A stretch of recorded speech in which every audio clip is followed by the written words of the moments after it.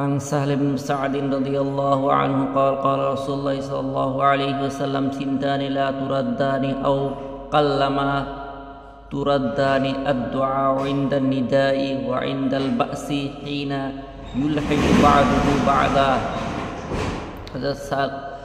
সাহাল ইবনে সাদ রাদিয়াল্লাহু তাআলা আনহু বর্ণনা করেন যে রাসূলুল্লাহ সাল্লাল্লাহু আলাইহি ওয়াসাল্লাম ইরশাদ করিয়াছেন, দুই সময়ে দোয়া ফেরত দেওয়া হয় না, এক আজানের সময়, দ্বিতীয় যখন যুদ্ধ প্রচণ্ড আকার ধারণ করে।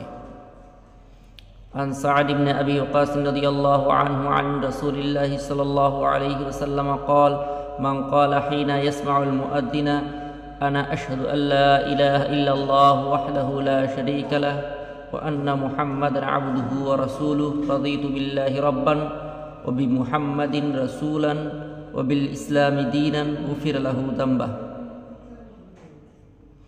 হযরত সাআদ ইবনে আবি ওয়াক্কাস রাদিয়াল্লাহু তাআলা আনহু হতে বর্ণিত আছে যে রাসূলুল্লাহ সাল্লাল্লাহু আলাইহি ওয়াসাল্লাম ইরশাদ করিয়াছেন, যে ব্যক্তি মুয়াজ্জিনের আযান শোনার সময় ইহা বলিবে, আনা আশহাদু আল্লা ইলাহা ইল্লাল্লাহু ওয়াহদাহু লা শারীকা লাহু ওয়া আন্না মুহাম্মাদান আবদুহু ওয়া রাসূলুহু রাদিতু বিল্লাহি রাব্বান ওয়া বিমুহাম্মাদিন রাসূলান ওয়া বিল ইসলামি দীনান, তাহার গুনাহ মাফ করিয়া দেওয়া হইবে। عن أبي هريرة رضي الله عنه يقول كنا مع رسول الله صلى الله عليه وسلم فقام بلال ينادي فلما سكت قال رسول الله صلى الله عليه وسلم من قال مثل هذا يقينا دخل الجنة. আবু হুরায়রা রাদিয়াল্লাহু তাআলা আনহু বলেন, আমরা রাসূলুল্লাহ সাল্লাল্লাহু আলাইহি ওয়াসাল্লামের সহিত ছিলাম। হযরত বেলাল রাদিয়াল্লাহু তাআলা আনহু আযান দেওয়ার জন্য দাঁড়াইলেন। তিনি যখন আযান শেষ করিলেন তখন রাসূলুল্লাহ সাল্লাল্লাহু আলাইহি ওয়াসাল্লাম ইরশাদ করিলেন, যে ব্যক্তি ইয়াকিনের সহিত এই কালিমাগুলি বলিবে যাহা মুয়াজ্জিন বলিয়াছে, সে জান্নাতে প্রবেশ করিবে। عن عبد الله بن عمرو رضي الله عنه أن رجلا قال يا رسول الله إن المؤذنين يفضلوننا، فقال رسول الله صلى الله عليه وسلم قل كما يقولون فإذا انتهيت فسل تعطه.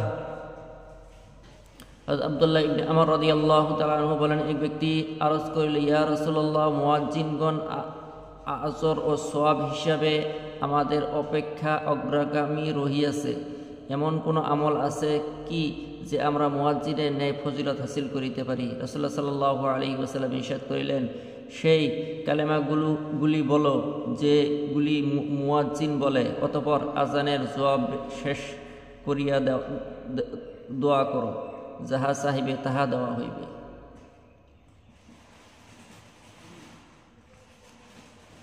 عن جابر بن عبد الله رضي الله عنه أن رسول الله صلى الله عليه وسلم قال من قال حين يسمع النداء اللهم رب هذه الدعوة التامة والصلاة القائمة آت محمدا الوسيلة والفضيلة وابعثه مقاما محمودا